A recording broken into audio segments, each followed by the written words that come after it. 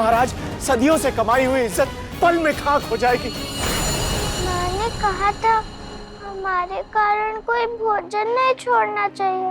आपको भी भोजन नहीं छोड़ने दूंगी मैं। तुम ये दंड भुगतोगी ना बहू?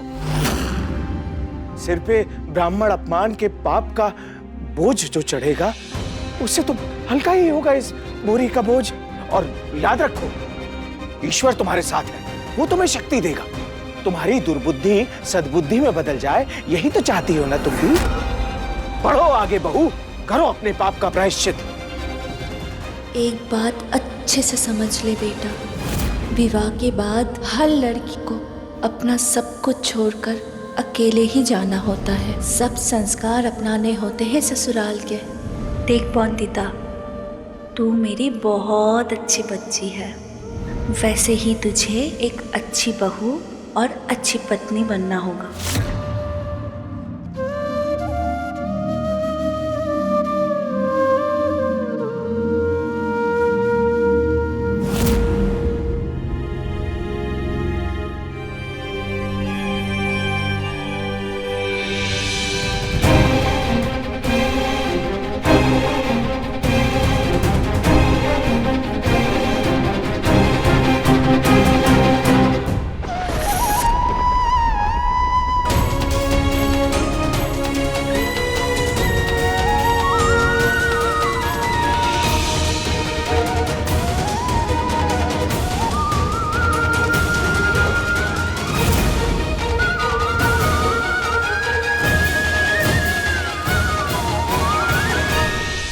इस बुरी के गिरते ही बांध लेना तुम अपनी गठरी भी।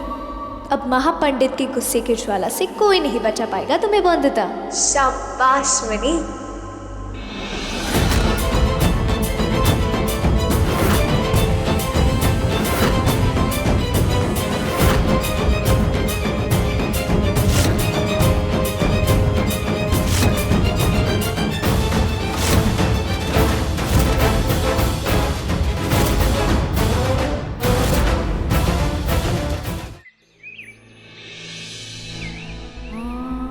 विलायती बाबू का दिल सच में इतना बड़ा है कि आपकी बेटी के बिस्तर गीले करने की बीमारी भी सह ले।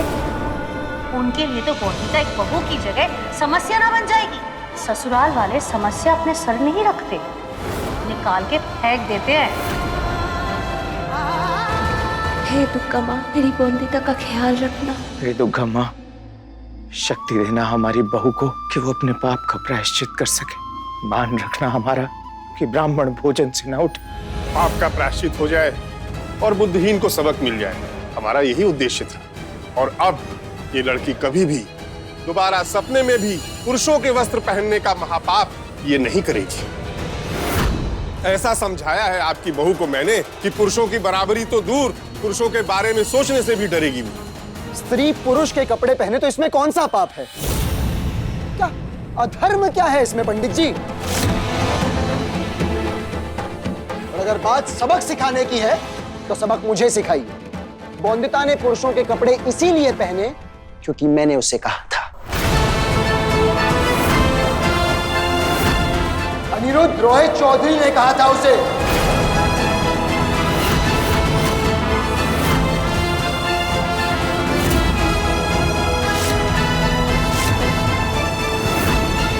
शब्दों की मर्यादा के साथ बड़ों का मान सम्मान करना भी भूल गए क्या अनिरुद्ध? चलो माफी मांगो महापंडित जी से। गलती इसकी नहीं, पश्चिमी सभ्यता ने इसे अंधा कर दिया है। इसीलिए हमारी सभ्यता और संस्कृति की अच्छाइयां इसे दिखाई नहीं पड़ रही हैं। लेकिन हम तो समझदार हैं ना, भटके हुए को रास्ता दिखाना किसका काम है? हमारा ना। रास्ता तो मैं दिखाना चाहता हूं, एक खुली और नई सोच वाला नया रास्ता। इसीलिए मैं नहीं मानता कि कपड़ों का लड़का या लड़की से कुछ लेना देना है पंडित जी। लेना देना नहीं होता तो लड़कियों के लिए अलग तरह के कपड़े और लड़कों के लिए अलग तरह के कपड़े क्यों बनाए जाते? लड़के लड़कियों की शरीर की बनावट हो या उनका काम, दोनों अलग है कि नहीं? उठ उठ। इस हार को पहचानती हो ना तुम?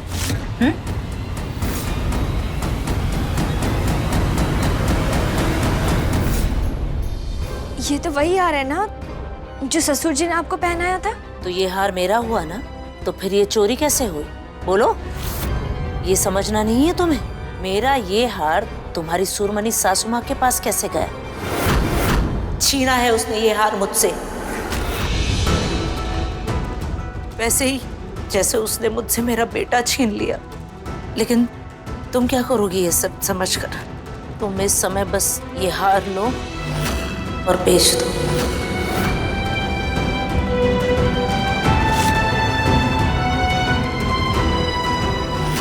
अच्छा, तो अब आप ये चाहते हो कि मैं भी आपकी चोरी में भागीदार बनूं? अपनी चीज को वापस लेना चोरी नहीं कहते बहू। इस समय तुम ये हार लो और चुपचाप जाकर बाजार में बेच दो। तुमने सबको क्यों नहीं बताया कि अनिरुद्ध ने तुम्हें मॉडर्न कपड़े पहनने को कहा था? सब मेरे भले के लिए ही तो कर रहे पति बाबू, फिर उनका नाम कैसे लेती? बताओ परी दीदी।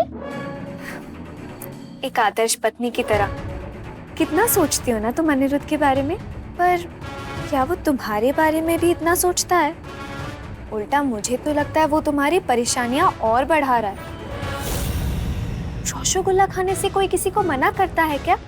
इतना कठोर कोई हो सकता है क्या कि सिर्फ इतना पानी पियो, योग करो, लड़कों की तरह कपड़े पहनो?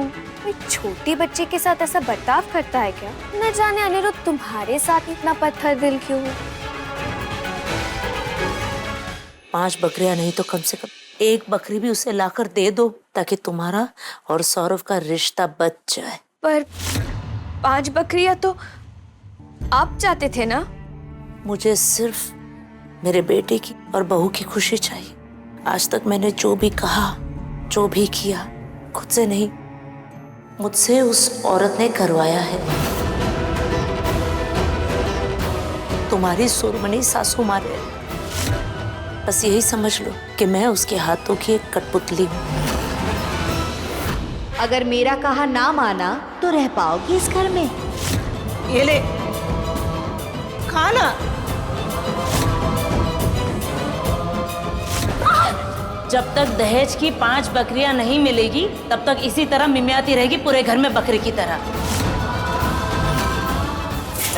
विराज! नहीं, बहू के साथ कैसे कौन करता है? खबरदार, जो मेरे बेटे के पास भी गई तो तू। 2 रूप वाली है वो औरत। सामने तो बहुत प्यार जताती है वो, और पीठ पीछे तुम्हें और सौरभ को दूर रखने के लिए षड्यंत्र रच रही है वो औरत, तुम्हारी सुरमनी सासू माँ। तो आप कुछ कहते क्यों नहीं? मैं चाहकर भी कुछ नहीं कह सकती बहू। उसने मेरे बेटे को मेरे विरुद्ध कर दिया है। वो मुझे बुरी माँ समझता है, वैसे ही जैसे तुम मुझे समझती हो। इस समय बहू तुम ये हार लो, इसे बेचकर शायद मैं तुम दोनों की जिंदगी में थोड़ी खुशी ला सकूं।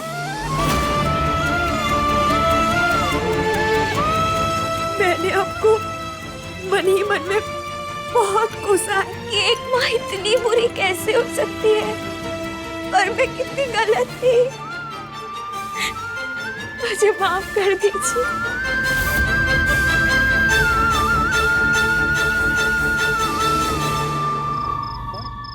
अरे बाबा आ गए, जाओ बौंदेता को बुलाओ। ओम ऐं ह्रीं क्लीं चामुंडाय विच्चै नमः।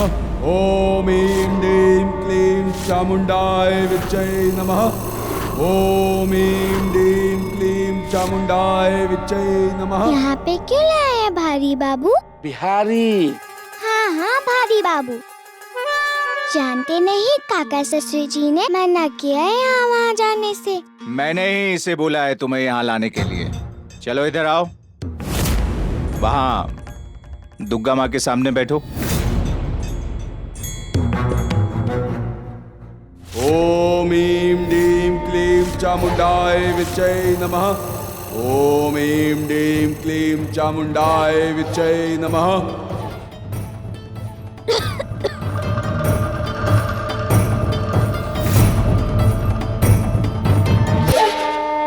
आप कौन हैं?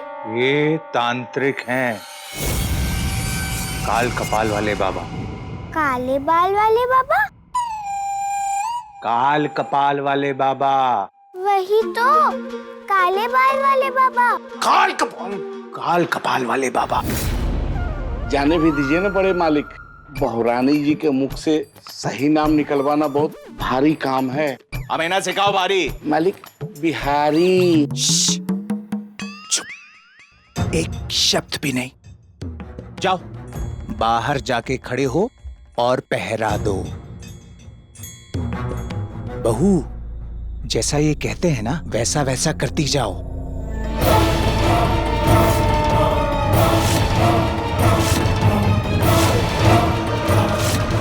अब ये कौन सी नई मुसीबत है दुर्गा माँ? ये तुम्हारी समस्या दूर कर देंगे ऐसे चुटकी बजा के। तुम्हारी बीमारी खत्म। किस किस की बात सुनूं मैं काका ससुर जी? वहाँ बेरिस्ता बाबू ने खाना पीना बंद करने के लिए कहा।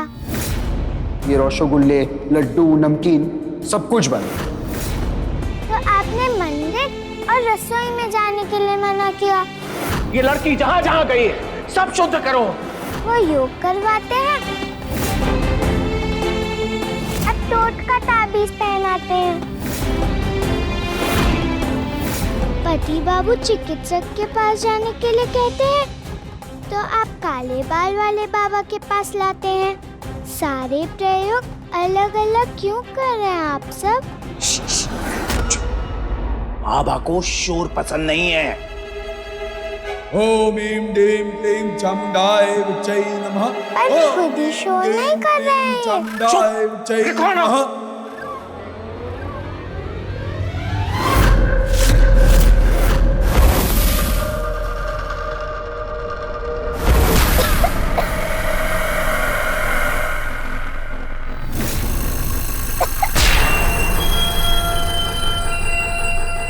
पाताल लोक के धुएं, अगर कोई बुरा साया है तो बाहर निकाल। अरे एक छोटी सी लड़की पे क्या अपनी ताकत दिखाता है?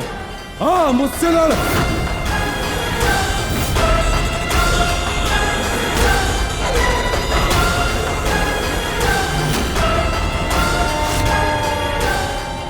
मुझे बहुत डर लग रहा है।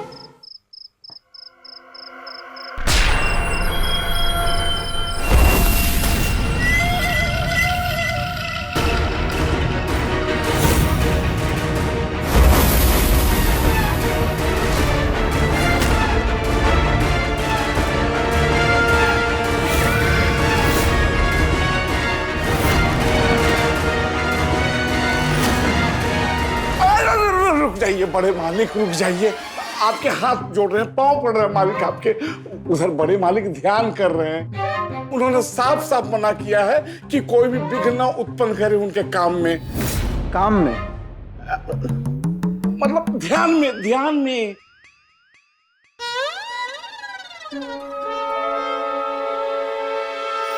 वो आवाज कैसी थी बिहारी?